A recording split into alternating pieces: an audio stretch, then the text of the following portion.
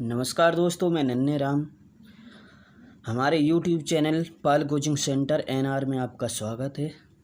आज हम मित्रों आपको एक्सरसाइज 1.2 हाई स्कूल के मैथ की क्वेश्चन नंबर 5 और 6 और 7 इन तीनों क्वेश्चन का सॉल्यूशन बताएंगे। तो बने रहिए वीडियो में एंड तक और वीडियो को स्किप ना करें, क्योंकि अगर आप स्किप करेंगे तो आपको पूर्ण रूप से समझ में नहीं आएगा। तो शुरू करते हैं दोस्तों। क्वेश्चन नंबर देखिए, मैंने इससे पहले आपको क्वेश्चन नंबर 1 और 2 की एक वीडियो बना दी है और फिर एक वीडियो 3 और 4 इन दोनों क्वेश्चन की बना रखी है। और अगला वीडियो अब मैं जो वीडियो बनाने जा रहा हूँ 5, 6 और 7 इन तीन क्वेश्चन पे बनाने जा रहा हूँ। अतः आप क्वेश्चन नंबर 5 को देखिए। जांच कीजिए कि क्या किसी प्राकृतिक संख्या n के लिए, देखिए n क्या है, कोई प्राकृतिक संख्या है। तो प्राकृतिक संख्या 6 की पावर n मतलब 6 से 6 की पावर n मतलब कोई भी n की जगह एनीथिंग कोई भी वर्ड हो सकता है, कोई भी अंक हो सकता है, एनी डिजिट। तो वहाँ पर कह रहा है कि अगर 6 की पावर n है तो 0 पर समाप्त हो सकती है क्या, ये जांच करना है। अगर हो सकती है तो हाँ, और नहीं हो सकती तो ना। तो चलिए चेक करते हैं।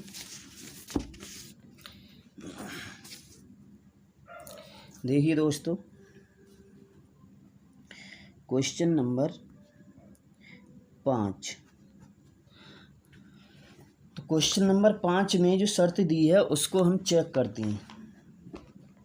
तो हम जानते हैं कि 6 की पावर n दिया है। तो हमें पता है कि हम जानते हैं कि 6 के अभाज्य गुणनखंड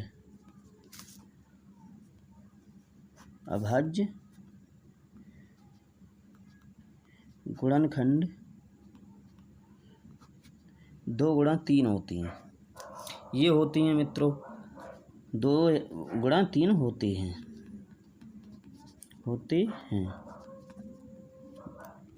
अतः जब 2 या 3 होंगे 6 के गुणनखंड, तो ये जो 6 की पावर n है, 6 की पावर n, तो इसके फैक्टर क्या होंगे फिर 2 गुणा 3 की पावर n।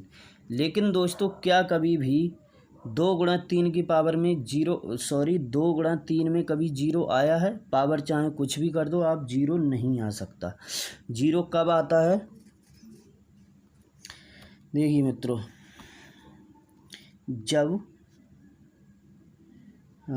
यहाँ पे लिखते हैं 0 तभी संभव है।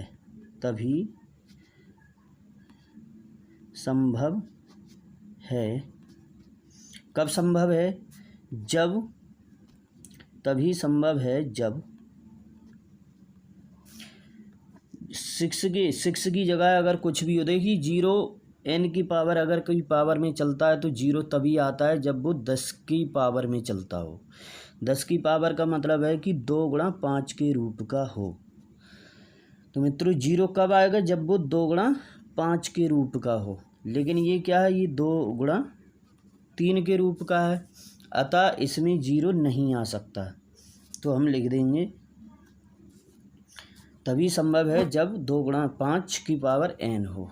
क्या है, इसके मल्टीप्लाई में 3 नहीं होना चाहिए, 5 होना चाहिए, तब तो 0 आ सकता है। क्योंकि 0 हमेशा जब भी पावर की बात चलती है तो 10 की ही पावर में 0 आता है और किसी की पावर में 0 नहीं आता है।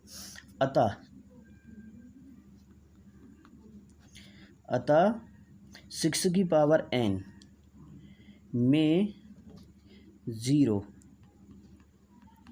संभव नहीं है। तो मित्रों ये आपका सॉल्यूशन हो गया क्वेश्चन नंबर 5 का। अब चलते हैं हम क्वेश्चन नंबर 6 की ओर।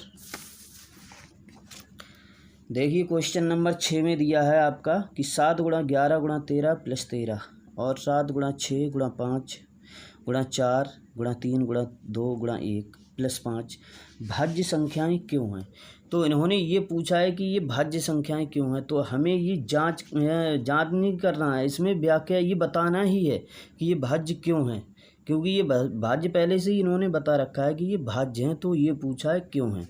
तो आइए शुरू करते हैं हम इसी में क्वेश्चन नंबर अपना 6। Question number 6। क्वेश्चन नंबर 6 में पहले मित्रों हमें दे रखा है 7 गुणा 11 गुणा 13 और प्लस 13। क्वेश्चन नंबर 6 का पहला पार्ट हमें ये दिया है, तो हमें ये सिद्ध करके दिखाना है कि ये भाज्य हैं। तो और ये भी बताना है कि भाज्य हैं तो क्यों हैं। तो सबसे पहले हमें करना क्या है दोस्तों, देखिए ये दो पार्ट बन रहे हैं इसमें। एक तो ये बनेगा 7 गुणा 11 गुणा 13, फिर आ रहा है प्लस 13। तो इसमें हम ये कर सकते हैं कि दोनों में से 13 को कॉमन ले सकते हैं। दोनों में से 13 को कॉमन ले सकते हैं। जब दोनों में से 13 को कॉमन ले लिए तो ये बचेगा इसमें अंदर 7 गुणा 11 और प्लस में यहाँ 13 की जगह बचेगा दोस्तों 1। अब करना क्या है इसमें हमें, ये 13 लिखिए दोस्तों, यहाँ 7 की 11 से गुणा करते हैं हम तो आता है 77 और प्लस का 1 ये है। इसे हम थोड़ा सा और आगे बढ़ा देते हैं, 13 फ्री हो जाएगा 78। अब दोस्तों इसमें दिख रहा होगा कि आपको ये जो संख्याएं आई हैं, मान लो सपोज दैट जो भी संख्या आई है उसका एक फैक्टर जो है वो कम से कम 13 है। और अभाज्य संख्याएं वो होती हैं जिनका कोई फैक्टर नहीं होता, सिर्फ एक होता है, एक या वो संख्या स्वयं होती है। और भाज्य वो होती हैं जिनका एक और स्वयं को छोड़कर कोई अगला भी फैक्टर हो, कोई दूसरा। तो इन दोनों की मल्टीप्लाई की जो भी संख्या बन रही है, इनसे जो संख्या बनी है दोस्तों, तो उस संख्या को हम कह सकते हैं कि ये भाज्य है।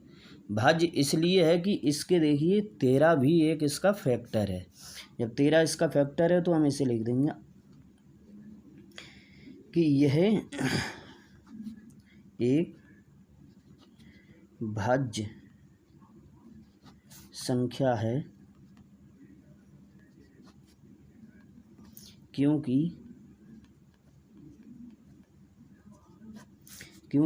इसमें एक उसका फैक्टर होता है जो अभाज्य संख्या होती है। तो इसमें एक के अलावा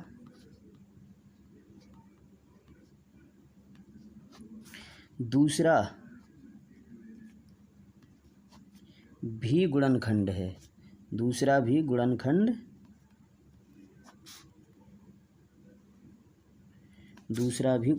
है। इसीलिए ये भाज्य है, क्योंकि इसमें एक तो प्रत्येक संख्या का गुणनखंड होता है, अभाज्य का भी होता है, लेकिन भाज्य संख्या में एक को छोड़कर कुछ और भी गुणनखंड होता है। तो ये संख्या कैसी होगी, भाज्य होगी हमारी। चलिए चलते हैं इसके दूसरे पार्ट पर। दूसरा पार्ट दोस्तों इसका बिल्कुल सेम इसी के जैसा करना है हमें। इसमें दूसरा पार्ट इसका दिया है 7 गुणा 6 गुणा 5 गुणा 4 गुणा 3 गुणा 2 गुणा 1, फिर प्लस दिया है दोस्तों, फिर दिया है 5। देखिए क्वेश्चन नंबर ये 6 का सेकंड पार्ट है।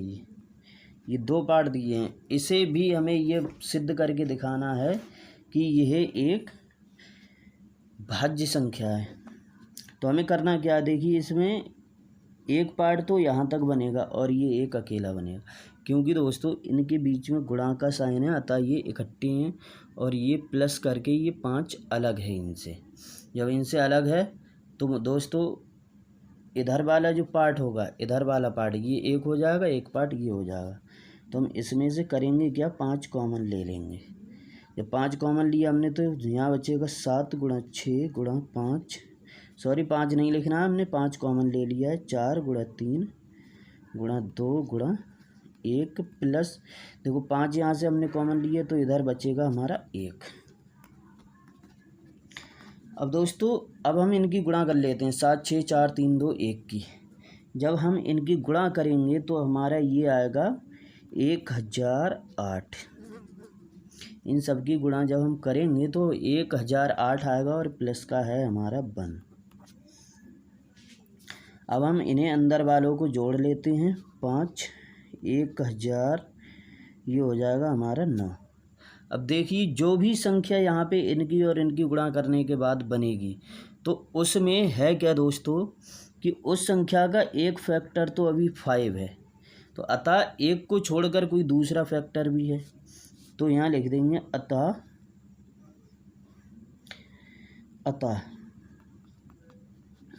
यह संख्या भाज्य है,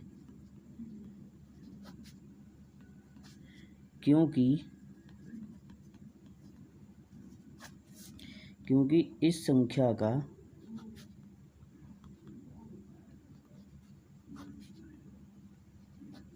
एक के अलावा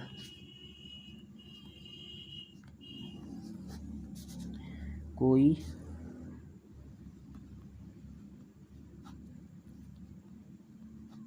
दूसरा भी गुणनखंड है।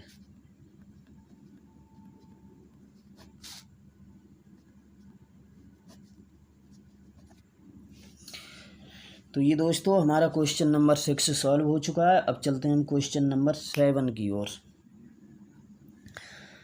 तो दोस्तों देखते हैं अब क्वेश्चन नंबर 7। देखिए क्वेश्चन नंबर 7 बहुत आसान है, इसमें कुछ नहीं करना है, थोड़ा सा बस इसको समझना है कि किसी खेल के मैदान के चारों ओर, कोई खेल का मैदान है उसके चारों ओर एक वृत्ताकार पथ है, मतलब गोल पथ है, कोई गोल रास्ता है।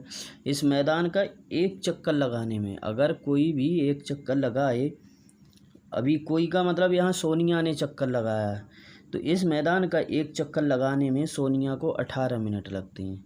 तो सोनिया कितने मिनट में लगाती है एक चक्कर? 18 मिनट में।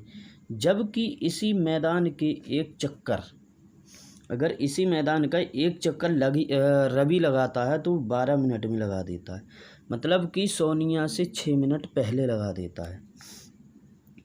तो कह रहे हैं कि मान लीजिए वे दोनों एक ही स्थान, अब वो कह रहे हैं कि एक स्थान और एक ही समय पर चलना प्रारंभ करें। उन्होंने कहा है कि दोनों एक साथ खड़े करके दोनों को निश्चित समय, एक समय पर चलाया जाए या दोनों चलना प्रारंभ करें, तो एक ही दिशा में, हाँ एक ही दिशा में चलें, तो ये कह रहे हैं कि कितने समय बाद वे पुनः प्रारंभिक स्थान पर मिलेंगे।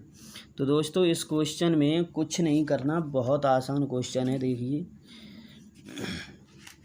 इसमें करना क्या है कि सबसे पहले सोनिया ने जो दूरी, सोनिया को दूरी करने में जो समय लग रहा है, सबसे पहले हम उस समय को लिख लेंगे कि सोनिया के द्वारा दूरी तय करने में लगा समय। सोनिया अगर दूरी को तय करती है मैदान की तो उसे लगते हैं हमारे 18 मिनट, तो सोनिया को कितने मिनट लगेंगे? 18 मिनट लगते हैं। और अगर उसी दूरी को रवि तय करता है तो उसे लगते हैं 12 मिनट। अब देखिए फिर शर्त क्या रखी है उन्होंने, ये कहा है कि दोनों अगर एक ही समय से और एक स्थान से चलें तो वो कितने समय बाद पुनः उसी स्थान पर मिलेंगे। तो देखिए सबसे पहले हमें करना क्या है कि 12 या फिर 18 हम पहले और बाद में कोई सा भी लिख सकते हैं। मैंने इसलिए लिखा है कि छोटी संख्या पहले लिख दी है, बड़ी बाद में। आप चाहो तो बड़ी पहले लिख सकते हो, कोई दिक्कत नहीं है इसमें। तो हमें 12 का और 18 का, या दोनों सोनिया और रवि का जो दोनों का समय लगा है उसका हम निकालते हैं लासा। जब दोस्तों लासा निकालेंगे तो पहले 12 के हम लिखते हैं गुणनखंड। 12 के गुणनखंड होते हैं 2 गुणा 2 गुणा 3, मतलब 2 दूनी 4, 4 तीन 12। तो 12 को हम इस प्रकार लिख देंगे, ये 12 के गुणनखंड हो गए।